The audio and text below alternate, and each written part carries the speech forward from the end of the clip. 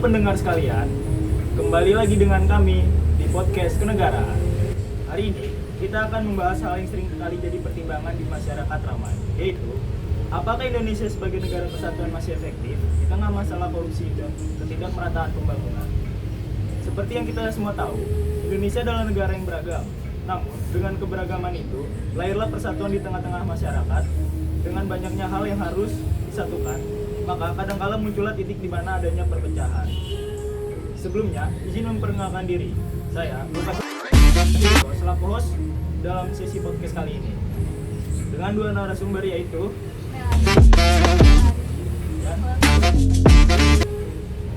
Sebelum lebih mendalam mengenal pembahasan tadi, sebenarnya menurut Melanie sendiri, apa yang menjadi makna negara kesatuan bagi Indonesia? Negara kesatuan berarti Indonesia memiliki satu pemerintah pusat yang menjadi pemegang kekuasaan tertinggi. Namun, di daerah memang memiliki kekuasaan otonomi daerah, tetapi kembali lagi, semua tetap berada di dalam satu sistem nasional. Nah, kalau menurut Claudia, dari sudut pandang masyarakat, bagaimana konsep yang dirasakan? Negara kesatuan menyatukan, namun dalam kehidupan sehari-hari masih ada masyarakat yang belum merasakan pemerataan pembangunan di seluruh daerah, terutama di daerah-daerah terpencil yang aksesnya sangat sulit.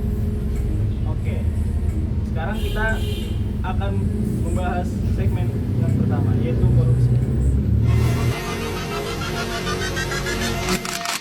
Kuat dalam memberantas korupsi di Subianto begitu keras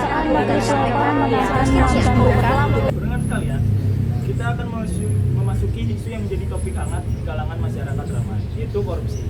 Sebenarnya, negara tercinta kita ini sudah memiliki aturan yang cukup jelas dan tegas mengenai tindak pidana korupsi. Namun dalam praktik sehari-harinya, korupsi masih terus terjadi. Nah, menurut Melanie itu kenapa bisa terjadi padahal di aturan sudah jelas dan tegas? Karena kan terjadi adanya kombinasi dari faktor struktur, budaya, ekonomi, dan penegak hukum yang belum berjalan efektif. Beberapa penyebab utamanya kekuasaan tanpa pengawasan yang kuat, sistem birokrasinya yang rumit dan tidak transparan, penegakan hukum yang tidak konsisten, sehingga mengakibatkan terjadinya suatu tindak pidana korupsi. Nah, jadi bentuk korupsi itu beragam ya. Sekarang kita beralih ke Claudia. Mau tanya nih, kalau ditarik ke dalam kehidupan sehari-hari, apakah ada yang contoh yang sering terjadi atau mungkin tanpa disadari menjadi kebiasaan yang sering terjadi dalam kehidupan bermasyarakat sehari-hari? Tentu ada contohnya seperti suap menyuap untuk mempercepat urusan SIM dan KTP, padahal secara hukum sudah termasuk ke dalam tindak pidana korupsi. Oh, itu jawaban dari Claudia ya. Sekarang apakah Melanie ada tambahan? Menurut saya, dari sisi masyarakat, praktik seperti ini seringkali berdampak langsung ketika layanan publik hanya bisa diakses dengan bantuan jalur belakang, sehingga masyarakat kecil tidak memiliki akses dan justru semakin tertinggal. Karena hal tersebut terjadilah ketimpangan yang semakin melebar dan menimbulkan rasa tidak percaya masyarakat terhadap sektor pemerintahan. Nah, ada lagi nih. Kalau praktik korupsi tersebut terjadi di berbagai daerah, apa akan mempengaruhi keefektivitasan Indonesia sebagai negara kesatuan?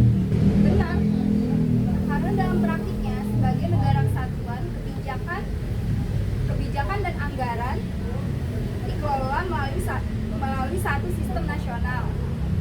Jika terjadi korupsi, kerugian yang ditanggung negara akan berdampak luas dan menghambat kemampuan negara untuk pembangunan secara merata. Oke, berarti itu yang jawaban dari kedua narasumber kita tentang kasus korupsi yang marak terjadi di Indonesia. Oke, tadi kita sudah membahas tentang permasalahan yang pertama, yaitu korupsi. Sekarang kita akan memasuki pembahasan permasalahan yang kedua, yaitu tentang ketidakmerataan. Selain korupsi, persoalan yang sering kali muncul adalah ketidakmerataan pembangunan. Padahal, dalam konsep negara kesatuan, seharusnya seluruh wilayah mendapatkan perhatian dan pengelolaan yang setara. Sekarang, saya mau bertanya dulu pada Melanie. Bagaimana menurut Melanie tentang permasalahan ketidakmerataan di Indonesia? Baik, ketidakmerataan di Indonesia dapat kita lihat dari dari akses pendidikannya.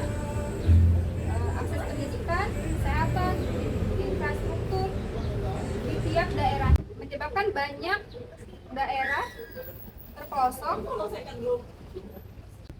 mengalami kemunduran yang signifikan. Permasalahan tersebut kalau tidak ditangani dengan benar dan tepat dan sesuai standarnya akan membuat ketertinggalan itu menjadi Oke, itu jawaban dari Melanie ya. Kalau jawaban dari Claudia bagaimana? Ya seperti yang dikatakan Melanie, dengan ketertinggalan yang harus berlanjut dan tidak ada tindakan serius dari pemerintah daerah maupun pusat. Dapat menimbulkan kekecewaan di masyarakat jika hal itu dibiarkan. Bukan tidak mungkin akan muncul ketidakpercayaan terhadap pemerintah dan melemahnya rasa keadilan sosial di daerah-daerah. Sekarang kita masuk ke pertanyaan terakhir. Menurut Melanie, apa ketidakmerataan ini disebabkan oleh sistem negara kesatuan? secara konsep juga. Negara kesatuan justru dirancang untuk mewujudkan pemerataan. Karena ketidakmerataan terjadi disebabkan pelaksanaan kebijakan dan pengelolaan anggaran yang belum optimal, termasuk di dalamnya akibat korupsi. Nah, itu tadi pandangan dari Melanie. Sekarang dari pandangan Claudia bagaimana? Pandangan saya kurang lebih sama seperti Melanie, karena korupsilah yang menyebabkan terjadinya ketidakmerataan di Indonesia, bukan sistem di negara kesatuan. Oke, itu jawaban dari para narasumber kita. Jadi isu yang kita angkat tentang apakah Indonesia sebagai negara kesatuan masih efektif di tengah kondisi dan ketidakmerataan sudah terjawab. Bahwasannya Indonesia sebagai negara kesatuan pada dasarnya masih relevan dan memiliki landasan yang kuat. Namun, efektivitasnya sangat bergantung pada bagaimana negara dijalankan, terutama dalam masalah pemberantasan korupsi dan pemerataan pembangunan. Masalahnya bukan pada bentuk negara kesatuan, melainkan pada pelaksanaan nilai keadilan, sistem yang transparan, dan tanggung jawab dalam pemerintahan. Saya selaku host dan kedua narasumber pamit undur diri.